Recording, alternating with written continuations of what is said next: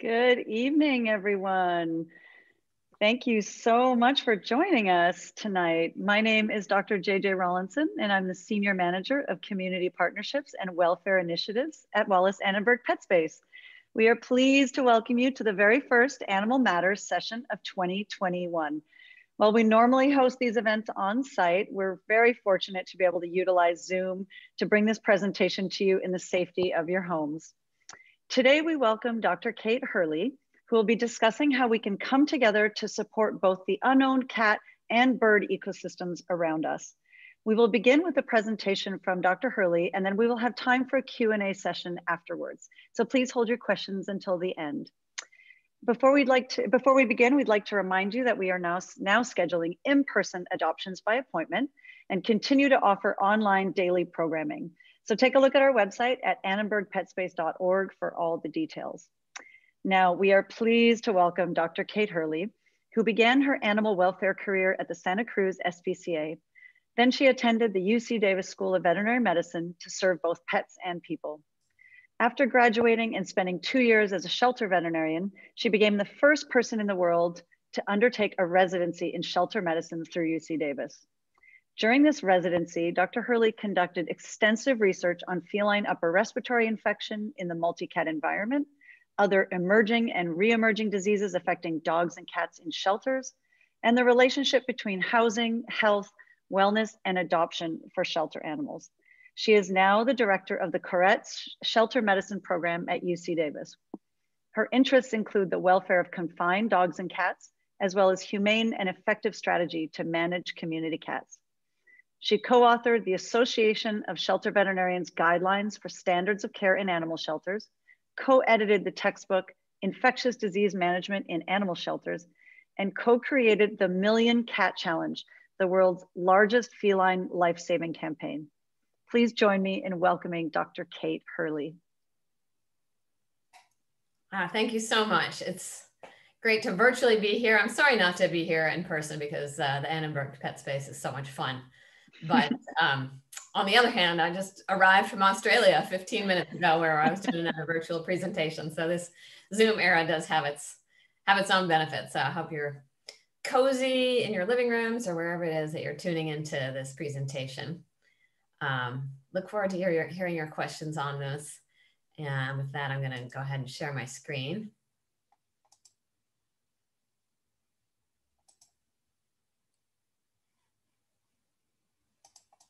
Put that into presentation mode. All right. This is my favorite talk to give because I think so many of us want to be able to advocate for birds and for cats or for wildlife in general. We don't want there to have to be some trade-off that's terrible for one species or the other. And I think kind of the bad news is we don't have a perfect solution. You know, we live in really complex systems, urban and suburban environments, and there's not a way that we can really perfectly manage cats or protect birds or other wild animals. But when we let go of perfect and we pick up pretty good, we can get a lot farther than we have been with a lot less suffering for on all sides, for cats and for birds and for people too. So I think it's important to acknowledge that there's strong feelings on all sides of this, and it comes from a really good place. It comes from that place in us that wants to really protect the vulnerable, whether it's the birds that tug your heartstrings or the cats or really both. Everyone, whatever they think about this, is generally coming to this with, I think, a basic worldview that all of us can relate to. And for myself, you can see, for one thing, you can see that I had a COVID haircut before COVID haircuts were cool. That was when my part-time job was at a dog grooming shop. And so that was a puppy cut number 3, in case you want to get that when restrictions lift again. And I was and am passionate about cats. And yet I saw as part of my job, every day I'd go out and pick up trapped cats.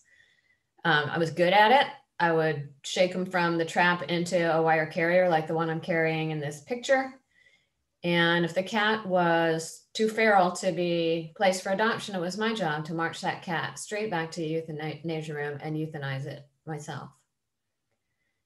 And I did that. And I did that even though my nickname growing up was Little Cat Hurley. And I did that even though my best friend growing up was a cat. And I did it in part because also the shelter that I worked for did wildlife rehabilitation. I saw firsthand the impact that cats had on birds. And my other favorite animal is a sea otter. And the Monterey Bay, which is where my shelter was located, is home to a vulnerable population of sea otters and toxoplasmosis, which is shed only by cats, is a real risk to the sea otter population. And so I saw that I really had a balanced responsibility, both to the cats, whose welfare I was concerned about as well, and to the other creatures that we shared the environment with. And so I say this because I am, I'm somebody who is so bought into this idea that we really do need to balance our human impact and the impact of the species we've introduced with the needs of the wild animals in our environment, that I was willing to do the painful task myself of catching and euthanizing cats when I really deeply believed that that was the most impactful thing that I could do. But I think we can all agree that whatever it is that we do, and this is from a sort of pro-bird, maybe anti-cat paper, but I think we can passionately agree that any management decisions in the United States and globally must be informed by fine-scale research that allows an analysis of the population response of cats to the impact of particular management actions. And there's a tendency for us to accept things that have been around for a long time. And our current system of animal sheltering, where we bring the cats in and hope that they'll get reclaimed or adopted, but if they don't, we humanely euthanize them. That's a very well accepted practice. But it really hasn't been the subject of much, if any, of that type of analysis, of the sort of fine scale research on the impact on cat populations. And so how I got to where I am, as Dr. Rawlinson mentioned, I was lucky enough to be the first person in the world to do a residency in shelter medicine. And as part of that, I didn't have a day job. I could just learn. And I read, this is just a tiny snapshot of hundreds of papers that I read on the topic of cat management, wildlife management, predator management, and the impacts of different strategies. And it's led me to a really different belief, and a belief that the tool that I so believed in when I was an animal control officer at 24 years old, that we should bring the cats into the shelter, attempt to adopt them out or relocate them or otherwise humanely euthanize them. In most cases, it's just not the right tool. It's not the right tool. So let's talk a little bit about, first of all, what do we know about cat predation? You can see there's a big range of an estimated impact of somewhere between 1.3 and 4 billion birds killed by cats. And some might say that those numbers are unrealistically high, even on the lower end of that range. But at any rate, I saw this firsthand, and you can see it yourself. The impact of cats on birds is indisputable. It's definitely linked to extinctions on islands and clearly linked to local reductions in fragmented habitats on mainland environments. And if you look at one bird injured or killed, we can't dispute the individual impact that it has. Important to recognize, though, that it's not just birds, and that in fact, birds make up only about 10% of cat prey. Cats are more adapted to hunt rodents than they are birds. And in fact, it's likely that in many cases, especially where birds and cats have co-evolved for some time, so this is not necessarily true on an island context where there's a ground-dwelling bird that's never had a predator of this kind, but in many cases, the birds that are preyed on by cats are sort of less fit for some reason. That's why the cats are able to catch them. So cats are truly adapted to hunt rodents. And so killing between 6 and 22 billion or so of those annually. And we live in complex systems. So invasive rodents are present throughout North America, and we don't see the impact because they don't catch a baby bird and come put it on the living room sofa for us to see. So it's not as evident, but still the impacts can be profound. And so in some situations, there is a net benefit to cats, to birds when cats and rodents are both present. So just seeing that rats and cats together are the number 1 and 2 threats to native species globally. And this is a study that came out of Australia, where I just was, from some scientists that acknowledged, like, we hate cats. we don't want them there. And yet their research documented that native mammals were most likely to die off on islands that had rats, but not cats, foxes, or dingoes. So where rats are introduced, we have to be careful about eradicating cats. This is just an article that acknowledges that complex systems need complex solutions. We can't just target a single species. And Little Barrier Island is a good example of that. Not a very big place, 11 square miles with about 150 cats. And there was ground-dwelling birds that evolved without cats. And so they were utterly defenseless. And so it was a high priority to remove the cats and protect these birds. So only 1 in 3 nestlings survived when there was cats and rats present on the island. And so over a 22-year period, introduced panleukopenia, which is a fatal infectious disease for cats. Over 37,000 nights of trapping with leg hold traps, over 26,000 poison baits administered across the island. Remember, this is 150 cats. And with that, the cats were successfully eliminated. But the bad news was that when the cats were gone, 1 in 10 nestlings survived instead of 1 in 3. So that was not the direction that we would hope it would go. So then there was follow-up with 55 tons of rat bait dropped by helicopter, and actually even some follow-up hunting for the few remaining rats with special dogs. And then we saw 1 in 2 nestlings survive. So it's not to say that it can't be done. It can be done, but it needs to be really a focused and sufficiently intensive effort.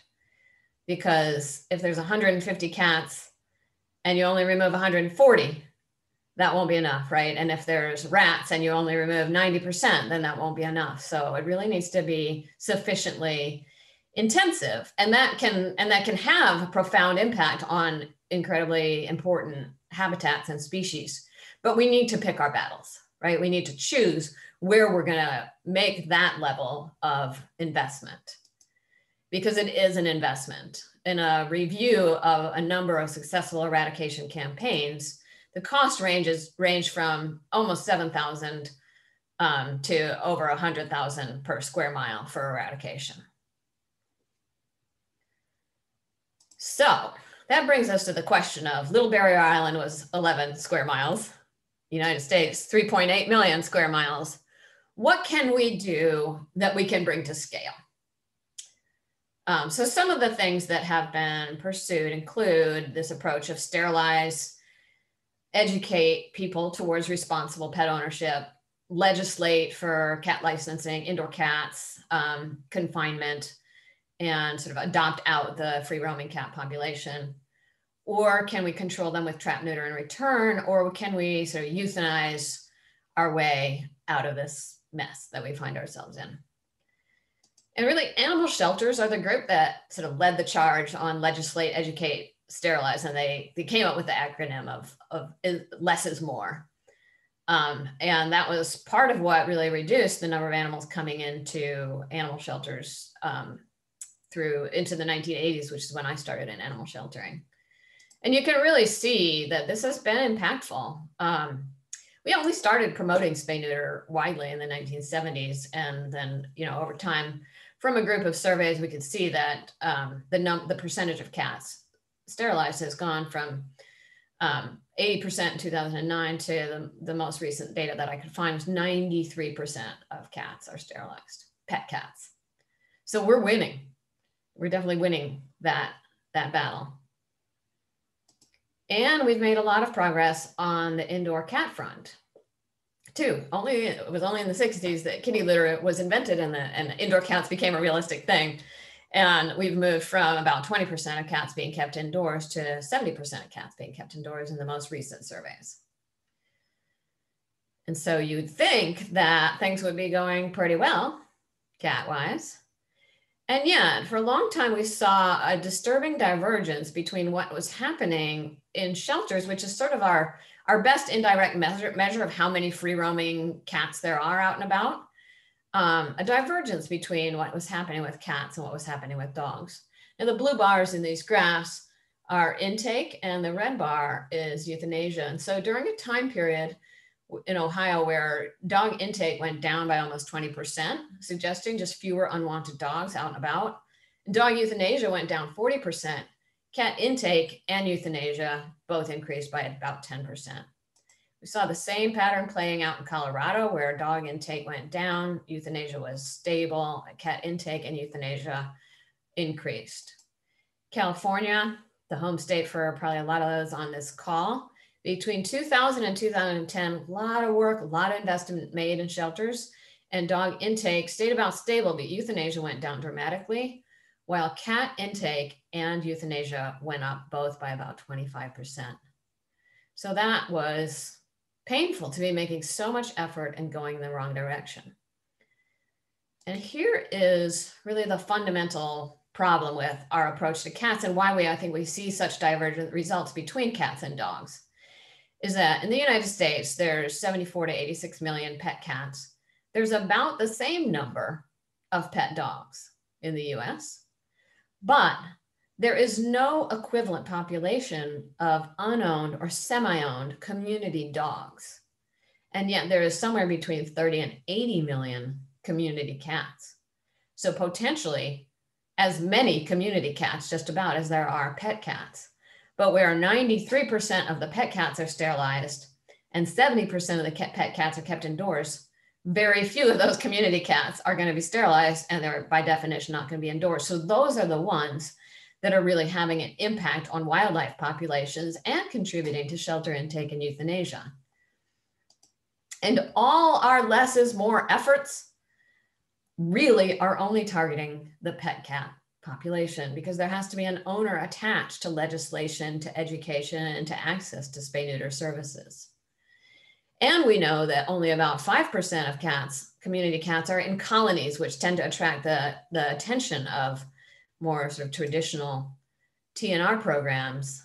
And what we need is an approach that addresses these cats that exist in ones and twos and threes, in alleys, in backyards, around dumpsters. You know them, you've seen them. How are we going to address all of those cats? It would be amazing if we could just round them all up and take them to an island somewhere that didn't have any ground dwelling birds. And so this is the largest successful eradication campaign where there was removal to a sanctuary. It was on San Nicolas Island. Took place over a 7-year period, 23 square mile island, 66 cats. Took 236 leg hold traps for 30,205 nights. So again, an intensive effort. 54 camera traps also for over 27,000 trap nights. And then even after all of that, the wiliest 4 cats had to be tracked by dogs and killed. They wouldn't go into any kind of trap. And of the 3 cats that were shot, the last 2 were a male and a female, and the female was pregnant. So again, it illustrates the level of intensity that is necessary for successful eradication of even 66 cats. The cost of that was almost $3 million, plus $50,000 annually for those cats that went to live in a sanctuary. So definitely a success story. Definitely something to invest in and look at where there is a population of you know, a few dozen cats that's in a really critical habitat or a really problematic situation. But again, something that's going to be difficult to scale.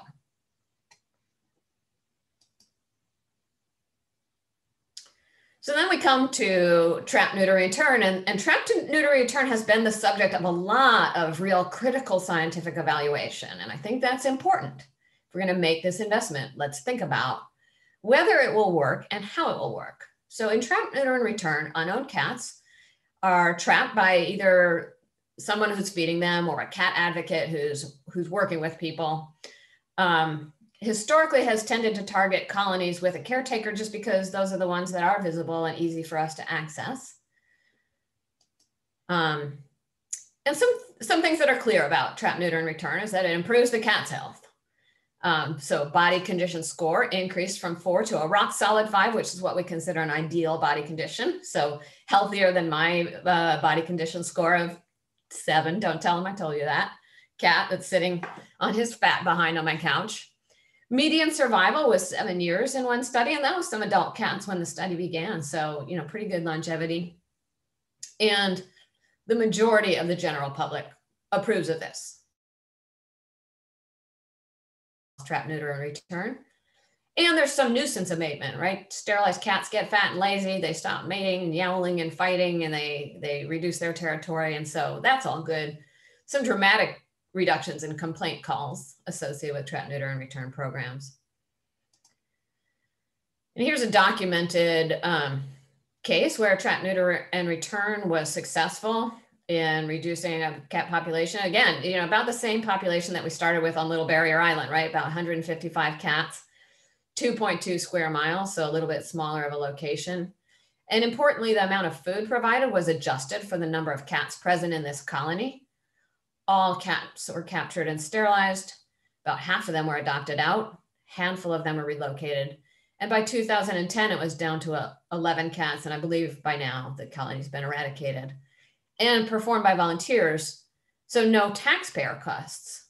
So, you know, that's great. That's the advantage of a methodology that enjoys the approval of most of the public, the moral comfort of most people in the public. But again, that was 2.2 square miles, and the United States is 3.8 million square miles.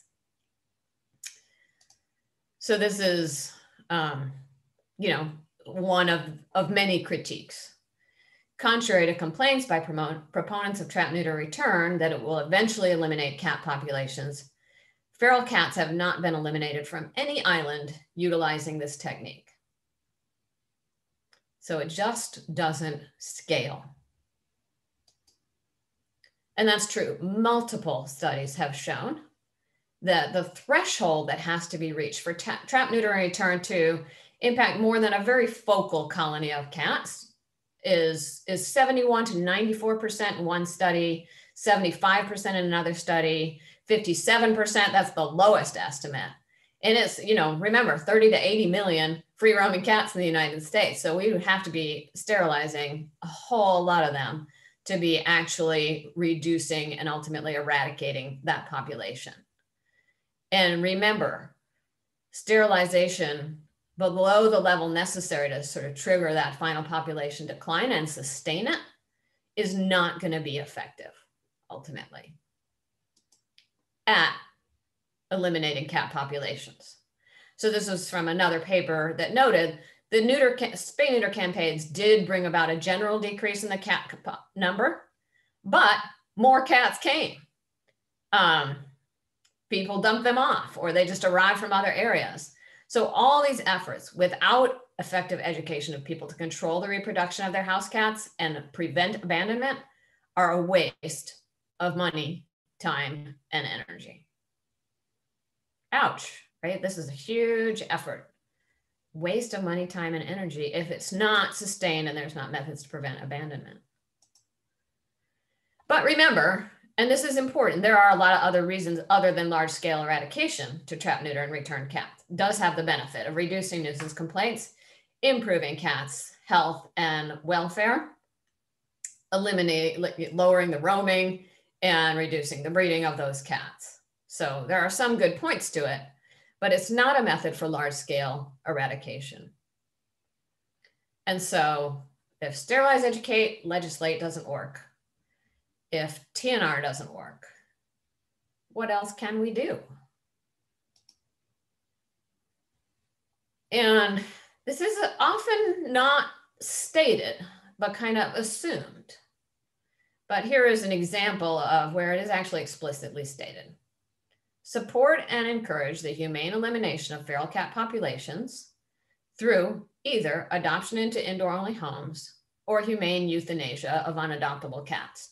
The very model that I was bought into when I was first an animal control officer in the mid-80s.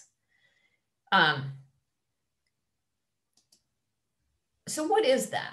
We're not talking about leg hold traps, right? We're not talking about poison or introducing infectious diseases.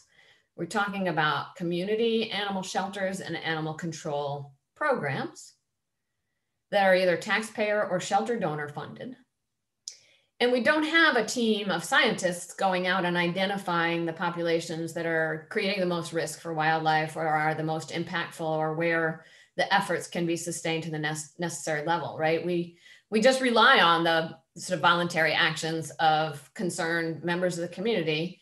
Either they're annoyed by the cats or they're worried about the cats or they're worried about the cat's impact on wildlife. But it's not scientifically selected. And it includes a mix of feral cats and semi-owned cats and people's lost pets and people's pets that were just out and about wandering around. And because of that, there is a stray holding period required. So we're not accidentally euthanizing people's pets, which makes it quite costly.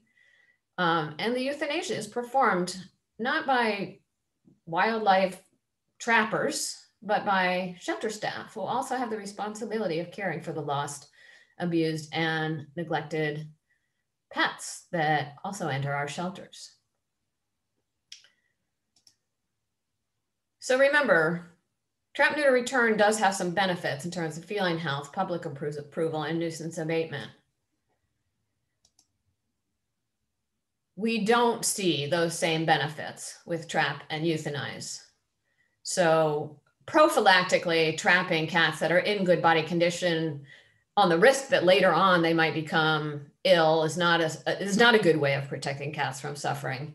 What we see is that the survival of even semi-owned intact cats, which means they have access to some regular food source and therefore are in good body condition, is 90%, which really matches kind of what we consider to be the benchmark of a no-kill animal shelter, pretty good survival rate.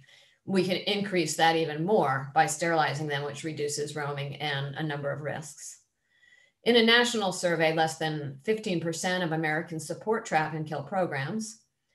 And a 2012 national survey, 75% of people said shelters should kill only suffering and dangerous animals. And we can agree or disagree with that. But the fact is, if 75% or 85% of Americans don't believe in a system of euthanizing healthy pets, then they won't participate in being part of the solution. And if they have an animal that they can't keep, they may abandon that animal rather than bring it into a shelter where they fear that euthanasia would be the result. So, not a lot to recommend trap, euthanize in terms of some of the goals that we have for our animal shelters. But what it comes down to always is, what about this? Must cats die so birds can live? And my answer to that when I was 24 was, if that's true, then yes, I will do that. But it's important to think about the questions we ask. Here's a different species, but a similar question. Kill them or leave them alone? You know, coyotes, like cats, are very adaptable, very prolific, predatory mammal.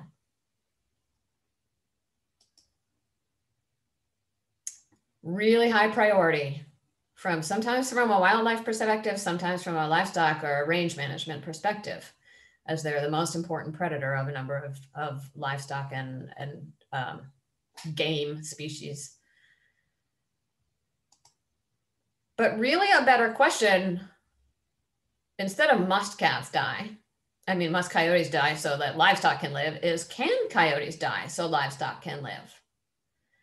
The simulated population survived indefinitely when 70% of its members were killed annually, declined to zero in 50 years when 75% were killed each year, right? There's a threshold that we have to reach for killing an animal or removing an animal to eradicate the population. For coyotes, that threshold was 75% every single year for 50 years.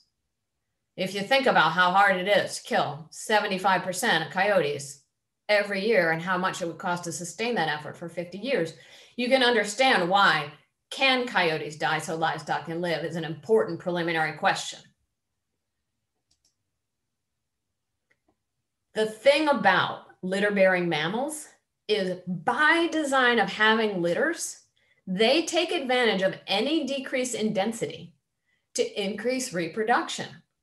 So when coyotes are removed, and it really doesn't matter if they're killed or if they're sent off to a coyote island somewhere, initially, the size of the pack will decrease. But with increasing prey and reduced density, litter size doubled in the removal area, and the environment could actually support a higher number of more juvenile and less dominant individuals. So there's a saying in the coyote control literature, kill a coyote and 2 come to its funeral. And that's really what happens. If there's 10 coyotes and you kill 2, you might end up with 12 because the 8 remaining have 4 pups and the environment can support a higher number of coyotes. So by removing some coyotes, by killing some coyotes, but not reaching the threshold for eradication, we are actually making there be more coyotes and we're increasing the impact of the coyotes that are there.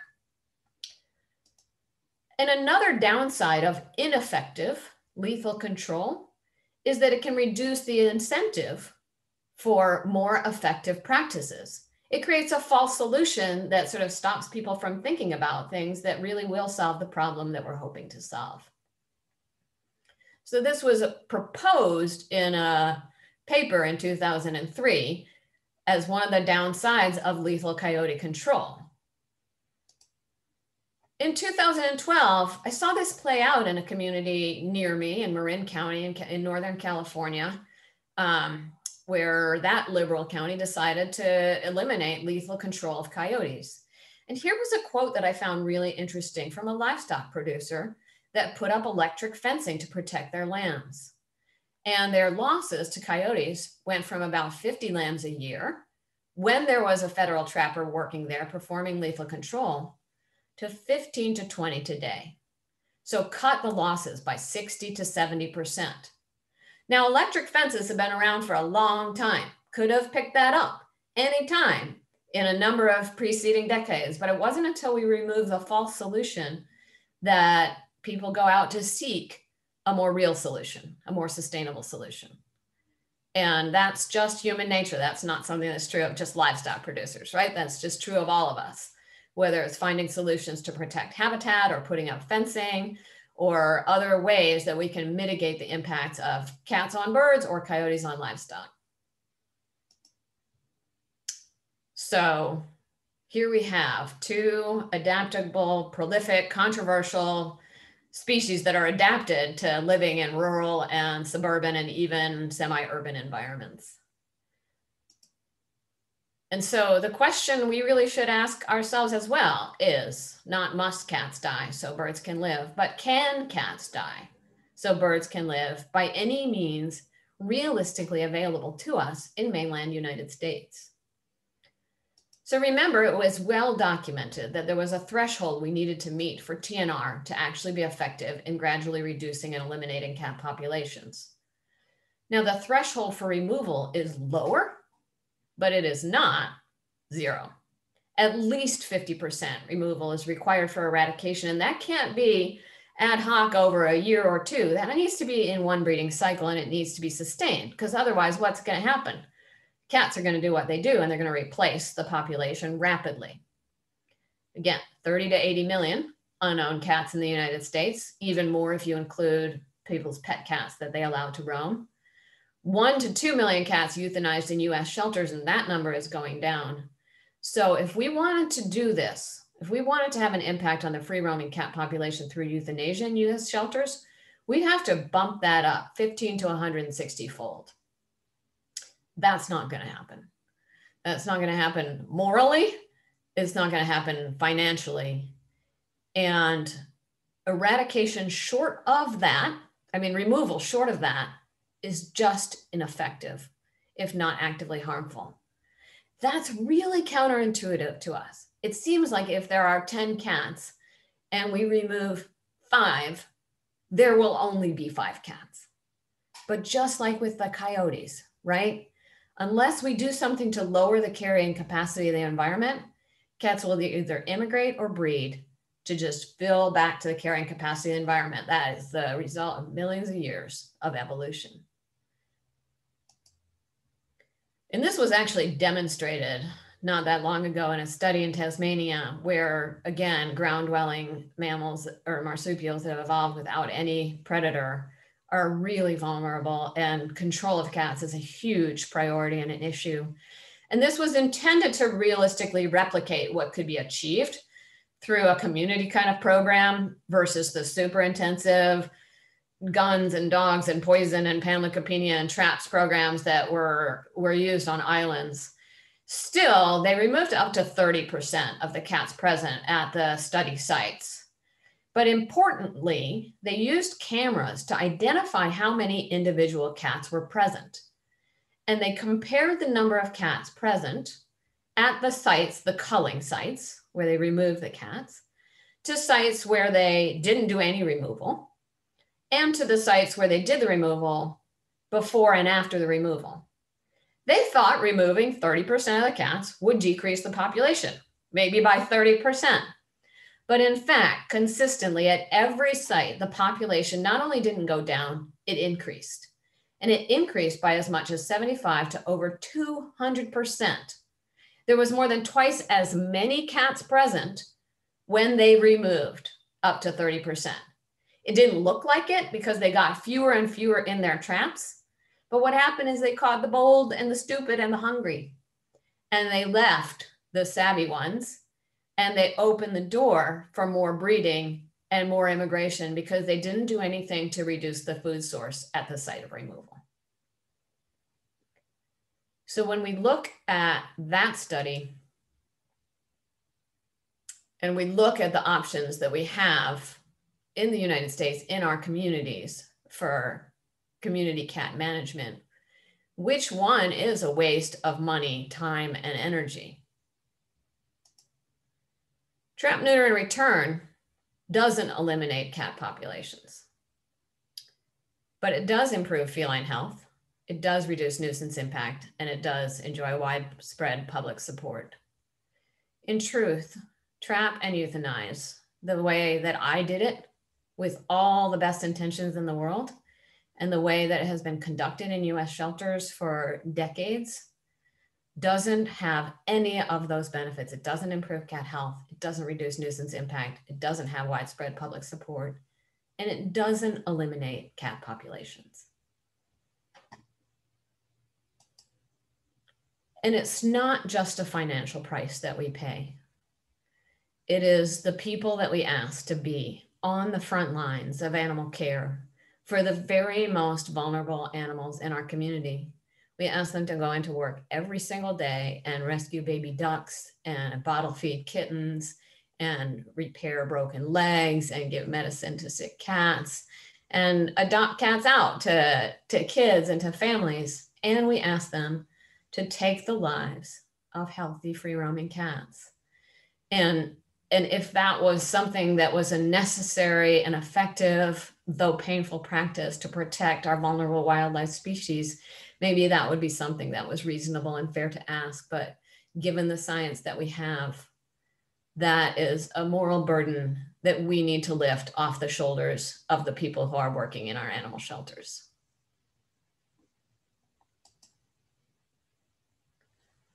So given that, if we're not going to trap and euthanize, and we know that TNR isn't enough, is there anything else we could try? Here's something that when I saw it, I thought this was insane. This is about 10 years ago now, where the San Jose City Animal Shelter tried a new approach. Instead of euthanizing cats that weren't adoptable, regardless of whether the person who brought them in wanted them returned or not, the shelter spays or neuters them and just releases them back to the vacant lot or back alley from which they came. Now, they didn't do this if cats were sick, but if the cat was in good condition, they said that cat has access to a food source. It's doing all right. It'll do even better if we sterilize it and put it back. And so they just did it. And I thought that people would freak out. I thought that there would be an explosion in problems. I thought that there would be more cats, but it didn't happen. And that was really what triggered my interest in reading all of those papers to say, like, well, why not? Why did that work? So I'm going to show you a little animation that I made to sort of explain it to myself, really, originally, based on my reading of the literature. So this is a theory. We know that 1 in 7 people in the US on average admits to feeding the cats that they don't own on purpose. And then, of course, there's also other food sources available. There's a bowl of dog food on a back porch, or there's an open dumpster behind a restaurant. But we know that cats can breed in proportion to the amount of food in the environment. And so let's say that there's the equivalent of 6 bowls of food. And let's say that for every bowl of food, a cat can have 1 kitten. This is just a thought exercise right now. And imagine that there's 3 intact female cats in this alley with these 6 bowls of food. And there's a little R on each of these cats because they're not vaccinated for rabies, so they could get rabies. And then for each bowl of food, the cat can have 1 kitten. So each of these cats on average has 2 kittens.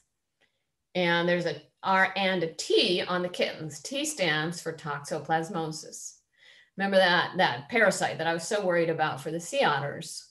The thing about that is that cats get infected the first time they eat an infected prey animal, and then they shed for a couple of weeks, and then they develop substantial immunity and don't shed again, or shed at much lower levels. So that's mostly a disease of young cats. So if we were going to use our usual practice and somebody trapped that cat, brought it into the shelter. Now, it doesn't actually matter what happened to that cat. We could relocate it to a working cat home. We could adopt it to somebody. We could euthanize it. It doesn't go back.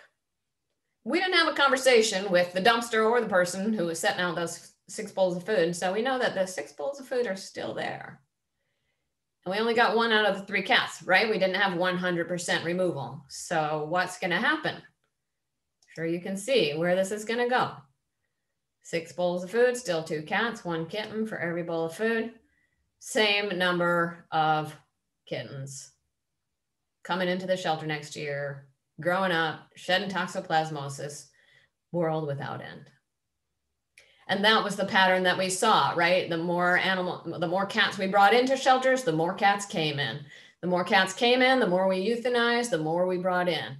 Year after year after year, in Ohio and Colorado and California, across the United States, this is what we were seeing. So now we turn that around and do what the city of San Jose began about 10 years ago. Instead of taking that cat and removing her, take her in, vaccinate her for rabies, ear tip her, and put her back. Now what? We don't have to know where the food source was. We don't have to go knock on 37 doors to say who's got a bowl of dog food on their back porch that this cat was accessing. We know by her body condition that she knows where the food source is. And she will go back and do her job of continuing to eat that food without letting it turn into any more kittens. And so in effect, we have reduced the functional carrying capacity of the environment. This is something that we have no other way to do. By reducing the functional carrying capacity of the environment, she can hold that spot now that she's sterilized. She might live another decade. And maybe she can even lead us to the other 2 cats who are in the alley, because someone will see her ear tip and wonder what's going on. And so we can get the next cat the next year and the next cat the following year and see a meaningful and sustained reduction in the free roaming cat population. Will it be 0? No. But will it be better than anything else we have? Evidence is, yes, it will. And that's what I find really so exciting about this. So that was my theory. Now let's talk about the practice. Here is the results of that shelter's experience after the first 4 years of the program. Over 10,000 cats sterilized and returned. And this was in a community that already had $5 spay neuter for pet cats and already had a robust trap, neuter, and return program. So this is on top of that. And the important thing is that this is operating through the shelter, and it's getting at those unowned and semi-owned cats in the 1s and 2s and 3s that slip through the cracks of our educate, sterilize, legislate, and through the cracks of our traditional TNR. So euthanasia down 75%. Woohoo, that's a win for the cats and for the people working in the shelter, right? And that's a win for the trust that the community has in the shelter as a partner to them in preventing cat problems in the future. Euthanasia due to upper respiratory infection down 99%. That makes my heart sing as a veterinarian. But here are the really interesting findings from a cat population control perspective. Cats picked up dead on the road down 20%, even though there was no change in field services or dead cat pickup practices. That suggests fewer cats out and about, 1/5 fewer cats out and about, getting killed, but also relocating, migrating, preying on birds, wildlife, spreading disease. And even though their intake policy didn't change, intakes of cats and kittens decreased by almost 30%, almost exactly as our little thought exercise predicted that they would. And this has now been repeated in multiple communities. So an even larger program, even more cats sterilized over a shorter time period, even larger impact on euthanasia, even larger impact on dead cat pickup down 24%, and intake down almost 40%. And for my little sea otters, not perfect. But this study came out a few years ago showing a lower percent prevalence of toxoplasmosis in managed feral cats, 17% compared to 73 to 81% in unmanaged feral cats. Not a perfect tool, but so much better. So much better, not only for the cats and for the people in shelter who care for cats, but also for those populations that we are trying to protect.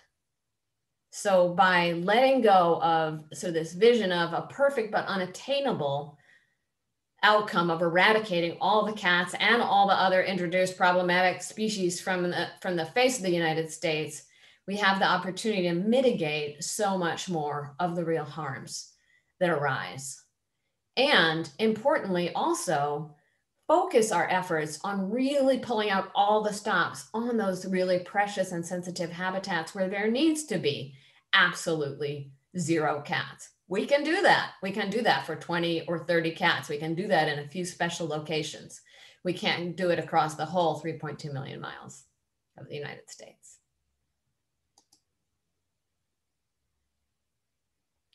So if there really isn't a way to sort of euthanize our way out of this mess, if our choice really is to use practices that are more humane for cats and are the best of all our perfect solutions for protecting birds, why are we still arguing about this? Why do we still see these headlines? And I think this is an important thing to recognize. There is no biologically plausible way that in the United States cats could be eliminated. And yet we're still having these really painful conversations. And I think it's important to recognize that on both sides of this story, we've become really entrenched. Because the argument on either side really triggers a lot of defensiveness because we care so much. I care so much about cats. I also care so much about otters and, care so much about birds. And this concept, you might have heard about this concept of the backfire effect, that when we receive information that contradicts something that's really a deeply held part of our identity, And that could be whether COVID is real, right? Or whether vaccines work. Or it could be whether trap, neuter, return works, or whether cats need to be euthanized, or whether the impact of cat predation on bird species really is as bad as some articles make it out to be. If you feel like it's contradicting something that's a deep part of your identity, you're going to tend to just discount that information and actually dig deeper into the thing you already believed. And that's not just something for liberals or conservatives. It's not just something for cat people or bird people. That is the way that our brains work. The best way around that is, I think, and from the reading and learning that I've done, is to sort of go below the facts to the values that we share and find the common ground and start from there. So I think it's really important that all of us, cat lovers and bird lovers, acknowledge the real harm that cats have on birds and other animals, and stop arguing about whether windmills kill more or windshields kill more. Cats cause harm to birds and other animals. And respect the real sadness that we share about the depletion of species and the harm suffered by individual animals due to cat predation. At the same time, as scientists and citizens recognize that in our open and complex and fractured ecosystems that have rats and cats and introduced birds and native birds, cat eradication is not an option on any. And when we focus on solutions that mitigate harm and stabilize cat populations in a humane and sustainable and realistic way, we can take all that energy that we might have spent arguing or investing in strategies that don't work and make more cats instead of less cats, and use it instead to promote effective methods to protect wildlife that might or might not have anything at all to do with cats. Preserving habitat, limiting pesticide use, planting wildlife-friendly gardens, feeding birds responsibly, preventing window strikes, lots and lots of tools, just like the electric fencing that the livestock producers picked up when they stopped killing coyotes that protected their livestock so much better. We can pick up all of these tools when we can set aside this false dichotomy that has divided us and just kept us sort of at each other's throats for all of this time. So here's to common ground and valuing that part of us and that part of each other that loves all animals and wants all animals to be well and to be safe and to be cared for as best we can.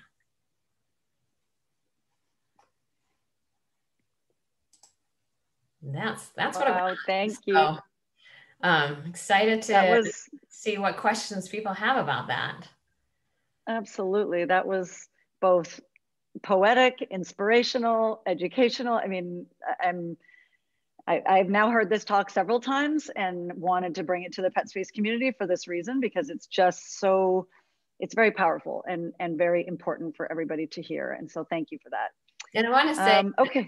I purposely keep enough of the titles of the journal articles on the slides so that you can look them up and read them for yourselves. And I'm happy to make this PDF available. I can't remember if I already did. Sure, absolutely. And we'll make sure to share that on our social media sites and our YouTube channel and things. So we've got a few questions. So if anybody has questions, please put them in the chat. That would be really helpful, or the Q&A, either one. And I will moderate them for Dr. Hurley. I know we have a couple already, so let me get started. We have a lot of people on, so please be patient with me. And I also know that Dr. Hurley has been on Zoom for many, many hours. So a couple of questions, and first a couple of, "You're so awesome, Dr. Hurley, thank you," a few different comments like that. Some people have concerns about cats being kept indoors on the effects of their health. Mm-hmm. Do you want to speak to that at all, and whether how that plays into your kind of philosophies of returning them to the wild, so to speak? I mean, I think that is a sort of separate question, right? It's one thing is what to do with cats that are already outdoors, and sterilizing them and stabilizing the population by returning them to their outdoor homes. And then another question is, do we do a service to wildlife by keeping our own pet cats indoors? And do we do a disservice to cats? And there's really different beliefs about this. And it's interesting. In the UK, the UK Audubon doesn't really have as much of a focus on cats as a predator on their bird species. And that's different from a place like Australia, where for millennia there was no cats present at all. And the shelters in the UK, many of them won't adopt you unless you promise to let the cat out. They're just like, that's inhumane. Cats are designed to be able to go outdoors, and so you have to let the cat out. And I think for us, it's important to sort of know the cat and know the environment and make a decision based on that. I have a one-eyed cat with zero depth perception and a good fence. And so, he can't really get out of my fenced backyard, and he can't prey on anything because he can't even really figure out where his food is without kind of tapping around. There are some cats that aren't, that don't prey, or you're in an environment where there's not a vulnerable native species. There are other cats that are fine indoors and really should be indoors. I've had cats that they came to me as outdoor cats and they couldn't adjust. Their expression of being indoors was, I need to pee in your laundry basket every day. So I don't think that there is a one size fits all answer for all cats. But I do think that as cat guardians, we need to be sensitive to the needs of wildlife as well as to the needs of our pet cats. And someone told me this in a poignant way, like, the wildlife don't have anywhere else to go. And our cats do have options. So, being sensitive to that, depending on what environment you're in. Got it. Great. Okay. How do we convince local shelters? So this is coming from, community member. How do we convince our local shelter to support releasing fixed strays? I think that, more and more shelters are moving towards this policy. And so I think bringing their attention to resources like this, to the Million Cat Challenge, if they're not familiar with it, we have a lot of resources on how to implement return to field programs. And we also are able to connect shelters with other shelters sort of like them that have been doing these programs for a few years now. This is no longer so cutting edge as it was. And also, though, especially when shelters are first starting these programs, it can be a heavy lift. And so if you're interested in volunteering, sometimes you can be the one to maybe give the cat a ride home to where it came from. Or it can be really helpful. Sometimes the officer with the badge is not the right person to have the conversation.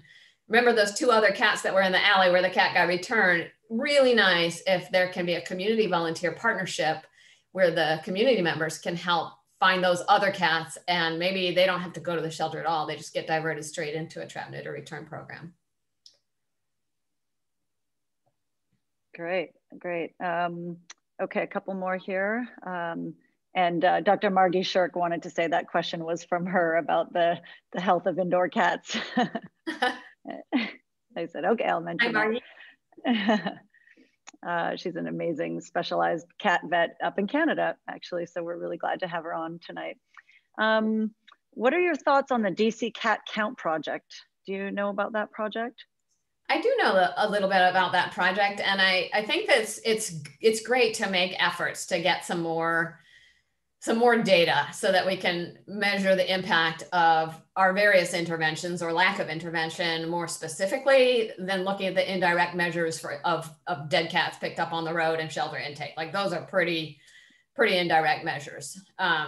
So I think that it's a great effort, but I also think we should, we shouldn't wait for perfect to do better. And we have enough evidence to suggest that removing cats willy-nilly is harmful to cats and wildlife. We are not prioritizing cats over native species by discontinuing that removal. We are just stabilizing cat populations and reducing harm. And so we shouldn't wait to know exactly how many cats there are to make there be less of them. Got it. A question here about some smaller rescue groups in certain parts of the country are finding that return to field cats are not suited to be outdoors, and they're absorbing the burden of rescuing these friendly cats and rehoming them. Do you have any thoughts on that? I think that, sometimes we have different ideas about what cats are suited to be where, and we need to be aware of both our biological biases as well as our cultural biases, and recognize that what's heaven to me and my cat inside my cozy house is not heaven to every cat. And also that what pet ownership looks like to me, the way I express value of a pet is not necessarily what it looks like to everybody that we serve and with whom we share this earth. And so I think it's important to recognize like cats can be loved and live on a porch, and cats can be loved and live in a trailer park, and cats can be loved and live in a mansion. And that's the beauty of cats. So not to impose that, but also to recognize that sometimes, yeah, there's a cat that's in good body condition that, something has changed about the environment. The person who is feeding them moved away or passed on. And so the cat was doing well, but it's no longer doing well. Or maybe the person who brought the cat in lied to the shelter, and so it got returned to the wrong location. And we have to have some safeguards in those situations. And so shelters should be aware, the way we recommend this policy is not just like 100% of the time, just put the cats back, but put the cats back. And a lot of times in these programs, you also put door hangers around to say, here's what happens. And if there's a concern, the cat is deteriorating or not doing well, or you get some more information that says, hey, like the caregiver for this cat is gone, then that's the time to bring that cat in. And if you just bring in the cats that aren't doing well, where there is more concern, then there's much more opportunity to find a good outcome for that cat too. And then that's the cat that can find the working cat home if it's not suited to be an indoor cat, or can find that perfect unicorn adopter that wants a shy cat that's going to spend a lot of time under the bed. Got it. That makes a lot of sense. So many great comments and so many questions. I almost can't keep up. It's really, really, really fantastic. I want to be able to go through all of them. So a couple of them, a few themes that are popping up here is people asking questions about how to lower the carrying capacity, reduce the food, there's lots of colonies is one issue, but then, but food sources are not limited. And so, why would populations decrease in those areas where there's just an abundance of food? Right. So our big brush is to reduce the carrying capacity by sterilizing the cats and letting them do their job. But also, that's why I really emphasize when there is an opportunity for partnerships, this can be the foothold for education. And this is something I saw as an animal control officer. When I was the one who was scooping up scooping up feral cats that other people were feeding, then I was the enemy. And what happened? People hid what they were doing from me. And they just go out at night and like rip open a bag of dog food and pour it on the ground. And it would attract cats and raccoons and skunks and like create a giant nuisance and make even more cats. And all of a sudden, when animal control officers and shelters get to be the good guys and they're seen as like, here, we sterilize this one cat, then the person who's engaged in those irresponsible feeding practices can come under the tent and can learn about not only TNR, but like, okay, only put out enough food for the cats to eat in half an hour, and only put it out during the daytime, put it on an elevated surface so you're not attracting other nuisance wildlife and you're not increasing the carrying capacity of the environment and luring other people's cats over from 2 neighborhoods down because there's such a great buffet.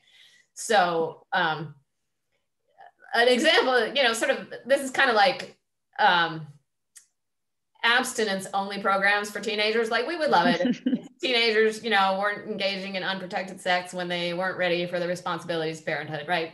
But we know that abstinence only programs actually result in more unwanted pregnancies than programs that also offer education about safer sex and protected sex. And like, I don't know how we got into teenage sex in a cat talk, but here we are, we're talking about reproduction, right? Yeah. And kind of when I was the bad guy, it was like we had an abstinence program. Our answer was we take the cats or nothing. And we didn't really have a middle ground for the people who were feeding. And it actually kind of tied our hands in terms of being able to solve the real problems that there were.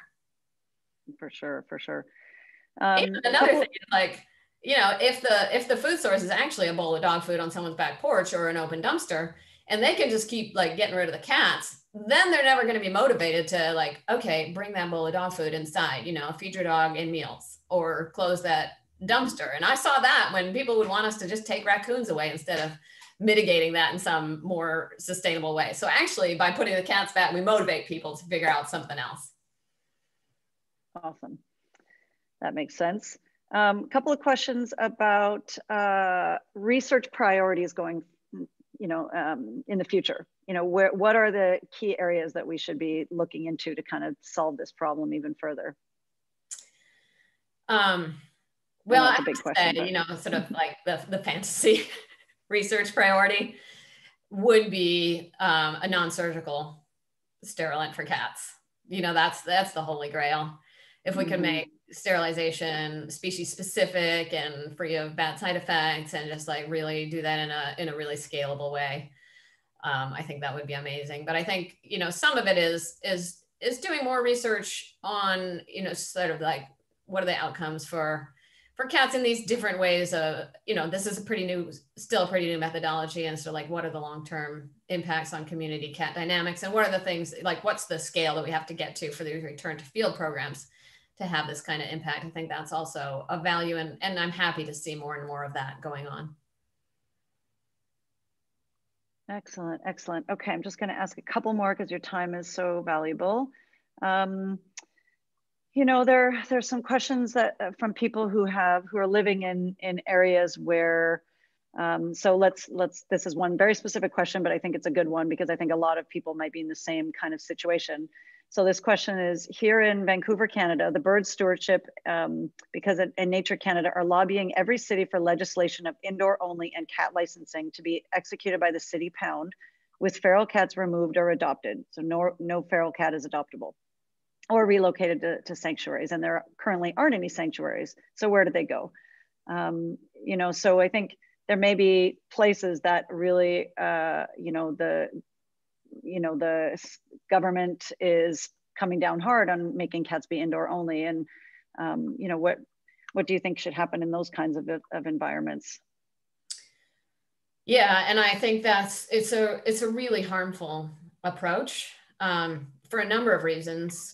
You know, again, for one thing, it won't work, right? We already have 70% of the cats indoors and 93% of the cats in the United States sterilized. And the rates, I think, are actually even higher in Canada.